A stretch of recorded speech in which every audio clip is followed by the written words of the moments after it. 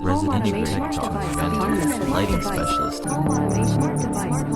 How's it going, everybody? This is Anthony Elio, Associate Editor for Residential Tech Today. And on this episode of Residential Tech Talks, we feature Tamara Day.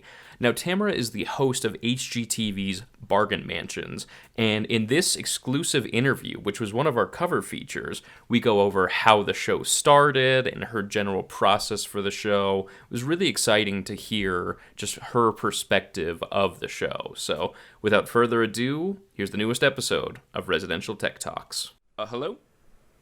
Hello, this is Tamara. Hey, Tamara, how are you today? I'm doing well. How are you? I'm doing great. I'm so glad we got the chance to speak. Absolutely. Well, I ended up putting together some interview questions here. I was so happy just to be able to, dive in a little bit and do some research and whatnot. So, yeah, I'm ready whenever you are for that.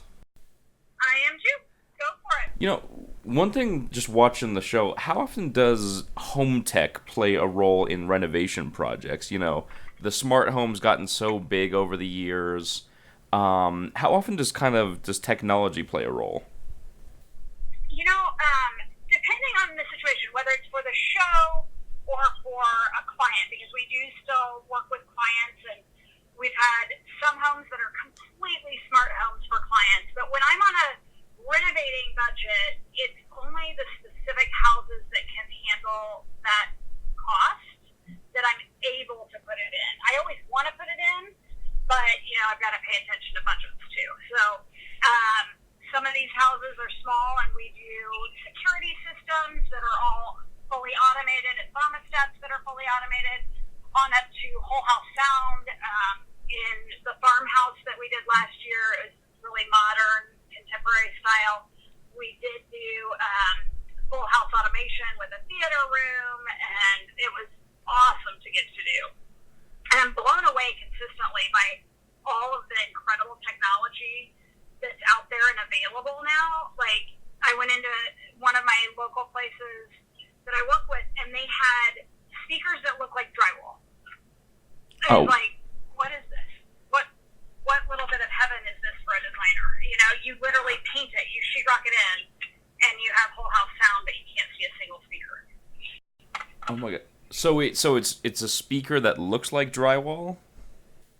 Yes, it's actually a speaker that has the face of it, instead of being like a screen or a mesh, is a very thin, paintable membrane that the edges of the speaker are actually like drywall tape. And so you mud this into the drywall, sand it smooth, and then paint the wall.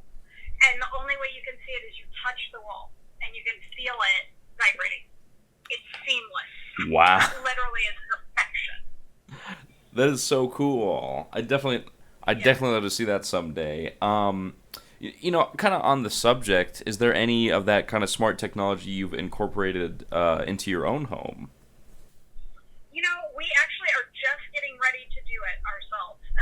We are wanting to we have teenagers, and, they want to sneak out and all the good stuff that teenagers do, and I'm sure that they will eventually, but if we can beat them to the punch with security measures, then that's the goal.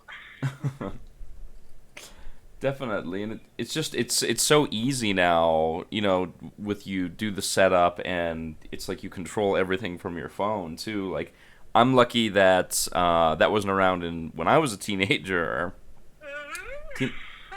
So, well, in my own office space, we have our security system in my office and warehouse is all automated from my phone. Mm-hmm. My thermostats, we just ordered new thermostats and are installing them this week over the break. That'll all be fully automated, and it feels like such an expense, but at the end of the day, it's such a cost saver, because I'm going to be able to remotely manage the thermostat, which is going to save me money over the course of the year significantly. Definitely. Absolutely. And, we talked a lot about useful smart home tech so far, with the speaker integration, security cameras. Is there any kind of smart home tech that you find to be a little superfluous, a little bit, that's something that you don't think people really need? I'm sure there is. I mean, for me, I'm not super tech savvy, so I need this to be stupid proof. And I didn't grow up with a computer and all that kind of stuff, so it's a foreign language. So if it's not easy, I don't want to deal with it. Right. And I think I see all these things that are really awesome in theory that seem difficult to me. But maybe if I was trained on them, it'd be a different story. Definitely. Yeah, I mean, I guess I'd be consider myself a little tech savvy. There's a lot of the time that stuff comes out, and I look at it, and I'm like, I don't know what this is. I don't know how this is supposed to work. I think it's just kind of, sometimes people want that smart home so desperately that they'll kind of add whatever they can into the home. This is true. Yes. There are a lot of things that are certainly not a need. It's definitely a want. And like things like turning on your fireplace with your iPad. It sounds pretty cool, but can't you just flip the switch on the wall? Right. It's a few steps. Definitely. Yeah, stuff like that. If money is no object, then those are awesome things to be able to do. But, at the same time, I'm always budget conscious, so it's got to make financial sense for me to want to do it. Right. And well, it's those things that look really cool, but have you ever seen the movie WallE? Oh yeah. Where they don't end up doing anything for themselves. It's like, we're getting closer and closer to that. Like, I'll just turn on my own fireplace for the time being. Uh-huh. I don't know if I'm quite ready for that yet. Exactly.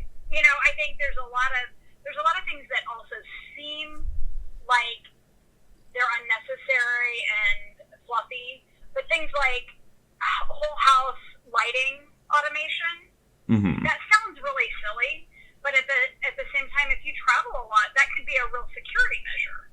For me, not so much. I'm home most nights. Somebody's at our house. We don't travel a ton, so we can flip the light switch and it's no big deal. But if you're traveling, that can be a great way to keep your property safe.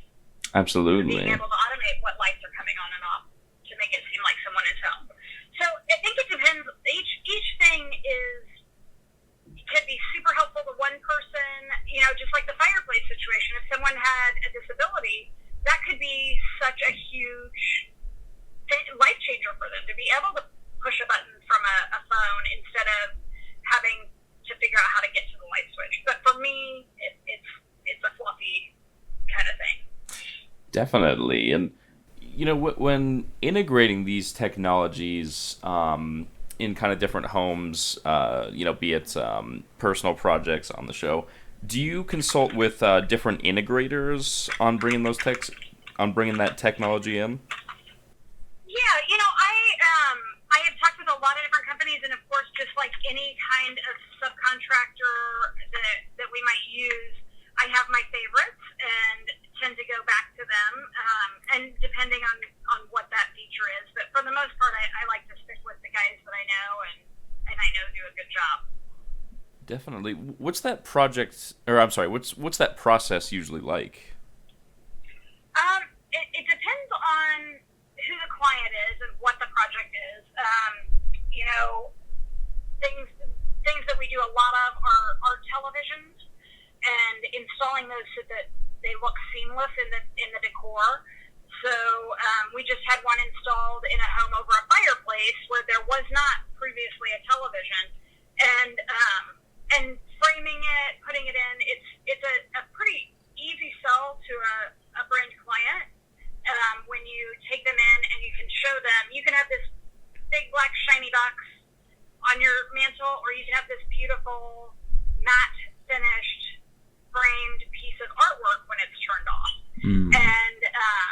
And it's such a beautiful addition to the space instead of taking away from all the design we've done. Definitely. Well, I hope you're enjoying today's episode of Residential Tech Talks. I just wanted to take a moment to thank our sponsors, Savant. Now, Savant is all about the smart home. They offer an array of products, whether it be for your home theater, if you're looking for smart speakers, even if you're looking for shades and lighting. Savant is the place to go. Check them out at savant.com. That's SAVANT.com. Kind of moving along, moving into the show a little bit more. Something that I really enjoy is just kind of your interactions with your father throughout the show. How has working with him helped to come up with new ideas, new in renovation? There are no new ideas. Everything new is old kind of philosophy, and a lot of times it's new to me, but it's something he's already done. And so having him there to help guide and direct the things is really helpful, because he may have had experience with something that I've never seen before or dealt with before, and having his wisdom is always helpful. Definitely. And your chemistry with him is kind of one of my personal favorite parts watching the show. Is that just kind of how it naturally is between you two? Yes, it is. He's pretty funny. He's easy to love. Definitely. I loved, I was watching one episode the other day, and I think you were going around and you were kind of saying, this is what I want to change, this is what I want to change, and he goes, who would ever put these windows in? Or something like that. He's just very blunt. It really cracked me up. Well, I can tell you have, they've edited out more of the bluntness than they left in. If there's ever like a behind the scenes, I would love to see that. Yes. Dad is a riot. He says it like he thinks it. Well, and then, you've worked on so many projects on the show alone, let alone kind of in your own career. What's been your overall favorite to work on? I have more. Each house has a favorite feature to me, and I think I have yet to find my favorite house, because then I'll probably move in. But it's been, each one has its own unique challenges and unique feelings and vibes, and so for me it's been really fun to be able to do so many different styles of homes, so many different ages of homes, and be able to find a vision for each of them has probably been my favorite part of this whole journey, and being able to really be free with my full designs, instead of being limited by constraints of others' likes and dislikes, because I'm typically designing in the show to my taste. I don't have a client in mind, so I'm designing it how I feel like it should look. Versus when I'm working with a client, they always have there's a personality that you're meeting and finding the right fit for their home, not necessarily what is my fit for their home. And so it's been really fun for me to get to branch out in that way. Definitely. And, kind of on the other side of the coin, what's been one of the biggest projects, whether it's working with one of those personalities that's just kind of difficult, or even just kind of working in the physical house itself? Oh, gosh. Well, difficult personalities are always difficult personalities, and you run into them in no matter what you do in life, right? So that's just part of doing stuff. So I'd say, more of the difficulties, they're usually the surprises in the homes, and so and the frustrations are when I have a vision and I can't bring it to life because of structural issues or budget issues and things like that. That's probably the biggest frustration, is knowing it could be better and not being able to get it there. And, one thing is, especially with bargain mansions, just seeing you work on all these really cool kind of older and classic homes. Does that inspire you in any way, just seeing this, like, older architecture, seeing these interesting designs that aren't around as much anymore? Absolutely. Some of my favorite projects are always the oldest projects because I have done work on new construction homes for clients, but I feel like it loses a sense of story when it's new construction versus the old homes. There's always some constraint that you run into that, I want to do this, but for some reason it can't happen. And 80 to 90% of the time, that something ends up having to be worked around in some way or fashion. And it ends up being the most interesting element of the design because it creates a feeling of, if this was new, it wouldn't be here, but you can design around it to make it feel like it should be there and make it feel like it's part of the intentional design. And it ends up giving it that quirkiness that makes it feel more like a home instead of just a showpiece. Absolutely. And when you're picking out building materials, I was kind of thinking about this the other day. How often does kind of sustainability come up with that? Is that something that's kind of easy to approach when you're looking through the different building materials? Are there a few different options open, or is it something that hasn't really been embraced in the renovation world as much yet? It has been. It depends on which building materials it is. Of course, sustainability, and there's different ways to look at that where you're being more efficient in the home. So windows are a really good example of this. It's always a toss-up to me with windows because on the one hand, you can put really awesome energy-efficient windows into a home. It looks gorgeous. It saves on the utility bills, et cetera, but it can also means that you're taking windows out of the house and throwing them into a landfill. And so it's this, is it better? I try to only replace windows when I absolutely have to. If we can repair them, I like to save them because of the historic charm and because I'm not filling up a landfill any further than I have to.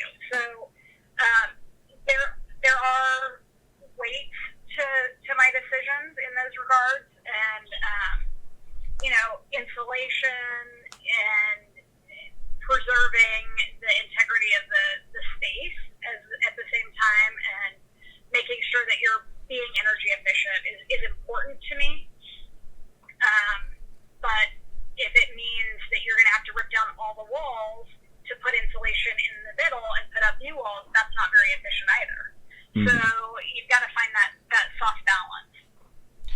Definitely. I'd never thought about that it's just as much strategy as it is kind of what you're actually choosing out to build with. That's really interesting. Yes, it really is. I mean, there are obviously lots of fantastic composite materials that you can use. There are bamboo opportunities. There are quartzes and all kinds of sustainable products, and we try to use them when we can.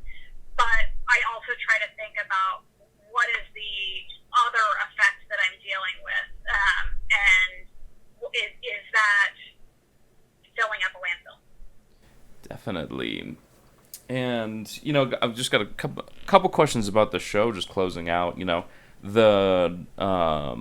I was talking to some of the people that set up the interview, they said that the next season is going to start entering production soon. What do you hope to accomplish in these new episodes? Oh, goodness. So, when does this article come out? So this is going to come out, I believe, within the month.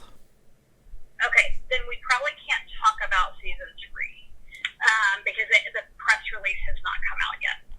Oh, that's cool. Yeah. I don't want to, definitely don't want to dive too deep in. Yeah.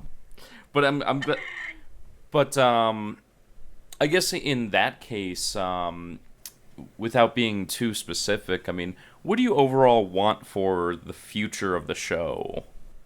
And again, if that's something that you don't feel comfortable with without the press release out. The overall future of the show, I hope that we are able to continue inspiring people. I think that the show is such a wonderful platform in so many ways. We get to showcase the designs, we get to save these historic homes, but we also get to show a side effect that I didn't expect of the show is how many young girls come up to me and say, I want to be just like you when I grow up. And I want to do what you do. And, I sign their little backpacks and their trapper keepers and all the good stuff. And they take their picture with me. But I didn't anticipate how many young girls would watch this type of show and how inspired they are and how eye-opening it is that a woman can be in this industry and is not relegated to strictly the design side of this industry, that you can be part of the design, you can be part of the construction, you can be part of anything you want to be part of. And breaking through that glass ceiling and showing young girls anything is possible has really been a blessing in my life. But the other thing that has been interesting is Dad and I's relationship. I have probably taken for granted that he's always there and awesome. And I think a lot of the messages we receive are, I watch your show and it reminds me of my dad, what I wouldn't give to have another day working beside him. My dad and I, they reminisce on their experiences with their father, men and women. But then it's also, I wish my dad had been around. This is so wonderful to see a father-daughter relationship like this. I didn't have. It makes them, it is, they aspire to that with their children. I hope that my daughter will work with me when she's grown up, or all of the family ties that a father-daughter team, it just brings up a lot of emotion for people, I think. And so that's been awesome to the thanks that we've gotten from people. I had one woman recently message us and say, I was watching your show. My dad passed away 2 years ago, and watching your show just reminded me of him so much. I cried through the entire episode, and thank you for the memories. It was wonderful to feel that again. And it was just such a sweet, heartfelt message. And I never would have expected something like that from this. So my hope is that we can continue to inspire people both in design and relationship and in doing whatever you want to do. Definitely, man. That's so interesting. And, hearing about these little girls that come up to these people that are so inspired, is there any advice that you generally give them? I always say just find what piece of this you're passionate about, because there are so many parts to what I'm doing. And because I have a great team around me, I'm able to do all of the things I love. But I think I am the exception to that rule, and it's certainly not where you start.